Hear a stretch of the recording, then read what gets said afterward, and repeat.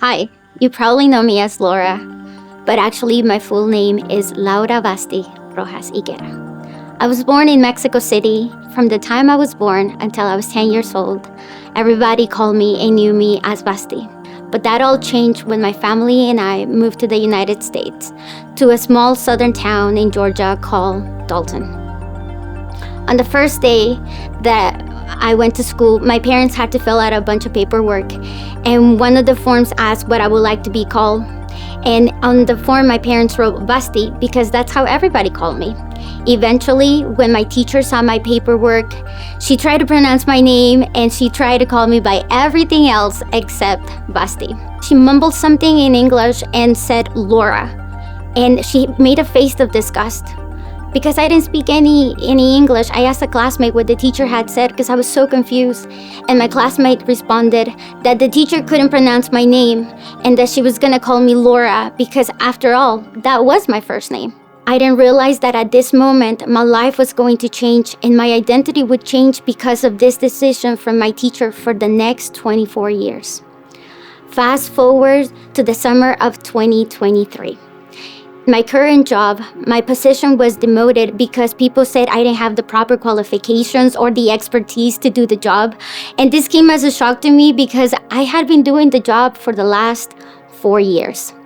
But at this moment, due to the comments, due to the injustice that I was facing and my demotion, many people suggested that I file for a grievance. To be honest, this entire situation at work just took a toll in my soul, and it began to really hurt me in so many ways. Because I began to feel like everything I had done up to this point had been for nothing, that it was all worthless, and therefore I was worthless. You see, if there's one thing I had always been sure of, is my God-given intelligence. And I don't mean to sound conceited or even proud, but I've always known that God has given me an intelligence and a grace to do just about anything. And so, because the situation got so complicated and so hard, I decided to take a month of stress leave in March 2024. On one day while I was here at Life Center volunteering, Pastor Lori sat with me to discuss my situation. She asked me how I felt, and I told her I was angry, that I was frustrated. And then she asked, but what else? Like if she knew there was something deeper in my heart. And for the first time, I said the words that I had not said aloud, but I had been thinking for many, many months, that I was an imposter, that I was a fraud, and that everything that I had worked for and everything that I had, including my job, that I wasn't worthy of it all. But Pastor Lori said to me, this was a scheme of the enemy to destroy my God-given identity and who I was, just like Pastor Rhonda had said at the women's conference. Pastor Lori also told me to search deep and sit with the Lord because she felt that there was a root somewhere that had taken place, and this was the cause of my issues. Fast forward to September 2024. I was in Georgia celebrating my birthday, and every time that I go visit my sisters in Georgia or my parents in Mexico, I am honored and tasked to preach. As I was preparing for one of my sermons, the topic was on Jacob. Just like Jacob, I had lived out a lie and I had believed the lies of the enemy about who I wasn't. And at that moment, it's like I could see a picture of my life from the moment my teacher changed my name to that moment at work. And I could see that with each racial insult, with each discrimination, with each thing that happened to me, I began to change who I was without me realizing. Laura became the perfect Hispanic that was accepted by the white community because she couldn't be too loud and she couldn't be herself. She couldn't hang out with her Hispanic friends because she was told she will become one of them, a loser. She was told that if she spoke Spanish, she would become, that it will be her ruin because Spanish was not good enough. So she became somebody else.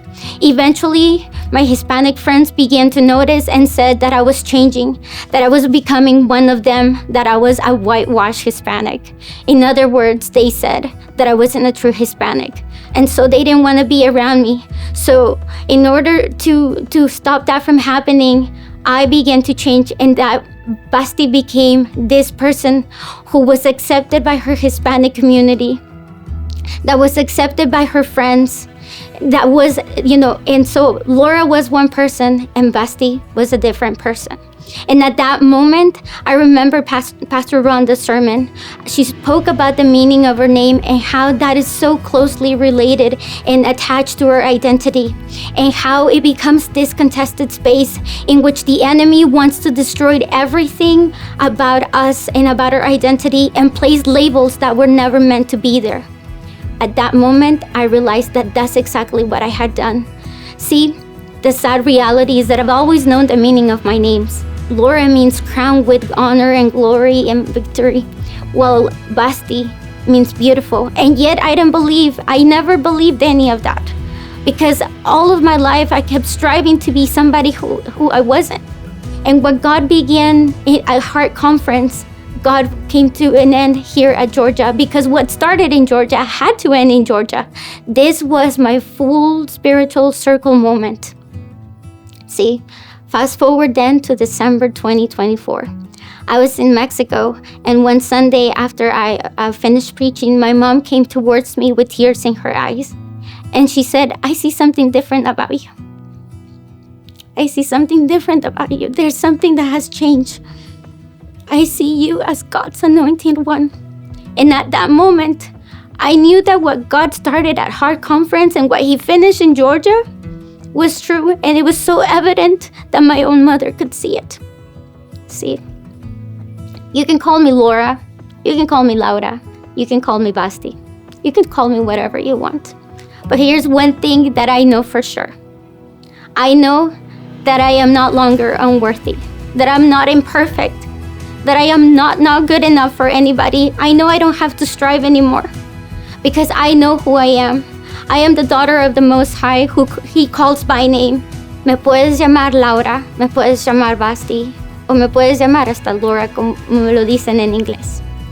Pero si una cosa yo sé, es que ahora yo no soy lo que dice la gente que soy. Yo no soy inmerecedora de nada, sino yo sé que lo que dice la palabra de Dios, que Él me ha llamado y soy su hija. Y como su hija, soy merecedora de todo, soy su amada, soy su hija, estoy perfectamente hecha y yo merezco todo porque soy hija de Él.